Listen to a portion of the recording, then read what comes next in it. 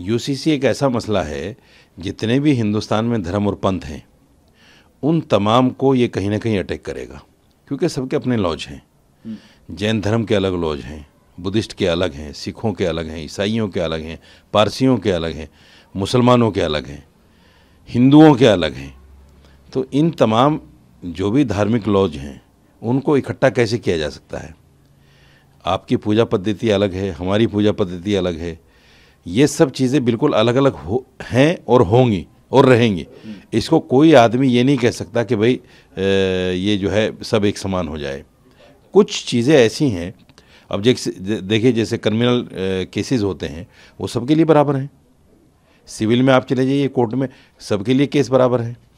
तो common civil code लाकर ये बताना और जताना क्या चाहते हैं?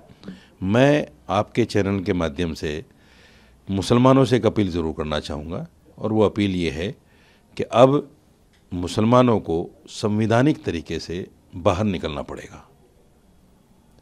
हम सड़कों पे आए, जैसे किसान आए, किसानों ने 1.5 साल संघर्ष किया, 3 बिल वापस हो गए, कुर्बानी देनी पड़ी। मुसलमानों को भी कुर्बानी देनी पड़ेगी। अगर मुसलमान कुर्बानी देने के लिए तैयार नहीं है तो जैसे आपने सुना होगा कि अभी 600 साल पुरानी मस्जिद महरौली में डीडी ने डेमोलिश कर दी बिना नोटिस के। ज्ञानवापी में क्या हो रहा है, ये सारी चीज़ें जो है मुसलमान अगर तमाशाई बन के देखता रहेगा तो मैं समझता हूँ कि इन लोगों के कदम आगे बढ़ते रहेंगे। इसलिए मुसलमानों को संवैधानिक तरीके से, मैं ये नहीं कह रहा हूँ कि देश में कोई इस तरह की स्थिति उत्पन्न हो जिससे किसी का नुकसान हो या सरकारी संपत्ति को नुकसान पहुँचे, सिर्फ इसलिए कि हमारा जो संवैधानिक अधिकार है, हम सड़कों पर निकलें और सरकार के ख़िलाफ़ हम सामने आएँ और आकर ये बताएं और जताएं कि अगर हमारे धर्म पर किसी तरह का कोई अटैक करने की कोशिश की गई तो मुसलमान अब खामोश नहीं रहेगा। बीजेपी डेमोक्रेसी के गला घोट रही है, तो बीजेपी अब ये चाह रही है कि कोई ऑपोजिशन ही ना रहे। हमें विरोध करने की क्या जरूरत है? उनके बीजेपी के सपोर्टर्स भी कई यहाँ संगठन है, आदिवासी लोग हैं, वो लोग विरोध करेंगे। मैं तो समझता हूँ ये यूसीसी हो या पोलीगेमी हो, बर्थ कंट्रोल हो, ये बीजेपी का सब जुमलाबाजी है। देखिए, बीजेपी डेमोक्रेसी के गला घोट रही है। अब जहां जहां बीजेपी शासित राज्य है या बीजेपी के नेता है, उनके घोटाले नहीं है। जो ऑपोजिशन पे बीजेपी जो ईडी, सीबीआई, आईटी ये सबको लगा के परेशान कर रहे हैं, हर जगह हम देख रहे हैं। तो ये डेमोक्रेसी के लिए अच्छी बात नहीं है। और बीजेपी ये जबरदस्ती अपना एक क्षत्रिय एक तरफा ये चला रही है। अब उनकी राज है बीजेपी की, तो बीजेपी अब ये चाह रही है कि कोई ऑपोजिशन ही ना रहे। अब ईडी और सीबीआई बोलिए, ये मेरे ख्याल में कोई स्वतंत्र अब वो नहीं रह गया, एजेंसी नहीं रह गया। अब इसके दुरुपयोग कर रहे हैं बीजेपी, और ये दुखद बात है। और सब अपोजिशन को मिलकर लड़ना चाहिए इसके खिलाफ। पहले लाने दीजिए, क्या ला रहे हो? अभी तो सेशन शुरू होगा 5 तारीख से, अब पता नहीं वो क्या लाएंगे। अब लाने दीजिए, हमें विरोध करने की क्या जरूरत है? उनके बीजेपी के सपोर्टर्स भी कई यहाँ संगठन है, आदिवासी लोग हैं, वो लोग विरोध करेंगे। उनमें पोलीगेमी है। अब बीजेपी के जो सपोर्टर्स है, अब आदिवासी जो यहाँ आके है, मूल निवासी, कई संगठन में, कई जात में, उनमें खुद पोलीगेमी उनमें है। तो पहले लाने दीजिए बीजेपी को। हमें उसको विरोध करने से पहले मैं समझता हूँ बीजेपी का अंदर से ही उसका विरोध हो जाएगा। बीजेपी के पता नहीं कितने नेता है जो पोलीगेमी के शिकार है, वो खुद इस पे फंसे हुए हैं। तो पहले लाने दीजिए, हम उसको देखेंगे, फिर बाद में बात करेंगे। पहले लाने दीजिए, उसका क्या उनका मतलब है? अब जब बीजेपी के लोग ही पोलीगेमी में फंसे हुए हैं, मैं जैसे कि कह रहा था, बीजेपी का नेता है, उस अभी डिमा हसाओ में आया था, बीजेपी का कोई काउंसिल का मेंबर था, वो पोलीगेमी के 2-2, 3-3 बीवी उसके पास है। तो बहुत सारे इस तरह के उनके होंगे जिनके पास, उनके पास है ये सब मसला। अब मैं नहीं समझता हूं कि किसी को टारगेट कर रहे हैं, वो क्या कर रहे हैं। आप टारगेट कर रहे हैं या क्या कर रहे हैं, वो पहले लाने दीजिए, फिर हम देखेंगे उसको। नहीं, इस बिल को अभी लाए नहीं, कोर्ट में मूव की बात तो उस वक्त आती है। आप पहले लाने दीजिए, वो क्या लाते हैं।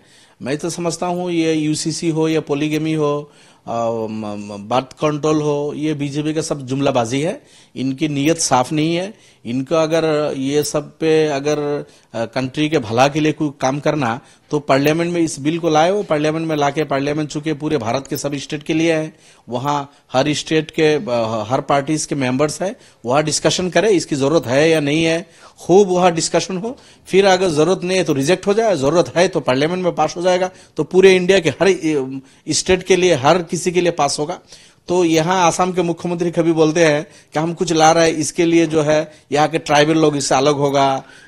कोई स्कीम लाते हैं उसमें बोलते हैं कि अगर नॉन ट्राइबल्स के पास 3 बच्चे होगा, उससे ज्यादा होगा नहीं मिलेगा, अगर ट्राइबल्स के पास 3 से भी ज्यादा होगा तो उनको मिलेगा। तो खुद ही वो ब्रेक कर रहे हैं। यूसीसी की बात करते हैं, वो यूसीसी खुद ब्रेक करते हैं। पोलीगेमी वाली बात वो करते हैं, खुद उनके घर में, उनके मेंबर्स, उनके फॉलोअर्स में पोलीगेमी का बाजार गर्म है। तो ये पहले लाने दीजिए। रहा मसला इस्लाम का, इस्लाम तो एनकरेज नहीं किया, कभी ये नहीं बोला कि 2-2, 3-3, 4-4, 5-5, 7-7 शादी करो। हाँ, ऑप्शन है इस्लाम में। इस्लाम में ये एक ऑप्शन है कि किसी के पास एक बीवी है, अगर जरूरत है तो वो दूसरी शादी भी कर सकता है। लेकिन साथ साथ इस्लाम ने, कुरान ने यह भी कहा है कि देखो, अगर 2 बीवियों के बीच में तुम अगर इंसाफ नहीं कर सकते तो हरगिज दूसरी शादी मत करना। तो उसको ये भी कहा, उसको तंबीह भी की, अगर तुम्हें जरूरत पड़ी तो 2 कर सकते हो, देयर इज ऑप्शन, बट अगर तुम जस्टिस नहीं कर सकते तो तुम दूसरी शादी के लिए सोचना भी नहीं। तो इस्लाम ने तो एनकरेज नहीं किया। तो ऐसा नहीं है कि बंद हो जाएगा तो क्या हो जाएगा, ऐसी कुछ बात नहीं है। लेकिन मसला ये है कि पूरे इंडिया में बहुत सारे कास्ट कम्युनिटी के लोग हैं, बहुत सारे ट्राइबल आदिवासी लोग हैं जिनके अंदर पोलीगेमी का ये इशू है। अब उनसे बात करें, हर किसी से बात करके अगर समझते हैं कि इसको सुधारना चाहिए, फिर बात हो, पार्लियामेंट में बात हो, उसको डिस्कशन हो।